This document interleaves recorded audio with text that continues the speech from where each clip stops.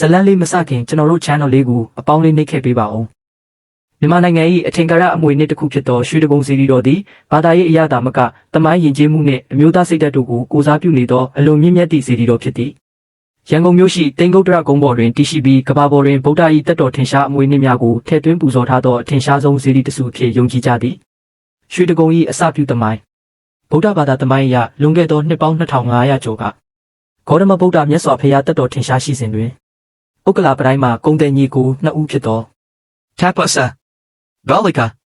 တို့သည်အိန္ဒိယနိုင်ငံတွင်မြတ်စွာဘုရားအားပြားမုံနှင့်ပြားရည်ဆက်ကပ်လူတန်းခဲ့ကြသည်ထိုအခါဗုဒ္ဓမြတ်စွာဘုရားကကုံတဲ့ညီကိုနှစ်ဦးအားမိမိ၏စံတော်ရှိစုကိုပေးအပ်တော်မူခဲ့သည်ဟုဆိုကြသည်ညီကိုနှစ်ဦးသည်စံတော်များကိုအလွန်ဂရုတစိုက်ယူဆောင်လာပြီးတိန်ကုတ်တရကုန်းတွင်ဌာပနာတော်အဖြစ်ထည့်သွင်းကာစီဒီတီခဲ့ကြသည်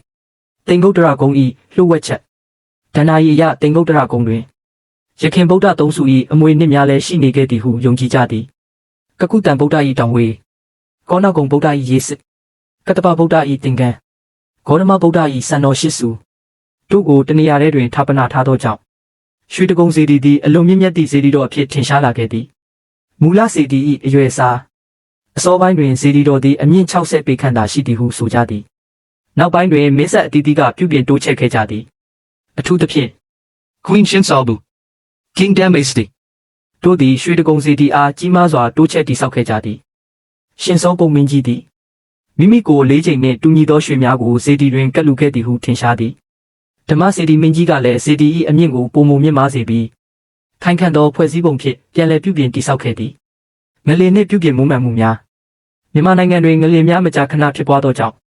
ရွှေတကုံစီဒီသည်အကြိမ်ကြိမ်ပျက်စီးခဲ့ရသည်အထူးသဖြင့်1968ခုနှစ်ငလျင်ကြီးတွင်စီဒီ၏ကြီးတော်ပြုတ်ကျခဲ့ပြီးအစိပ်ပိုင်းများပျက်စီးခဲ့သည်သို့သောမြန်မာဘုရင်များနှင့်ပြည်သူများကစီဒီတော်ကိုအမြဲပြန်လည်ပြုပြင်ထိန်းသိမ်းခဲ့ကြသည်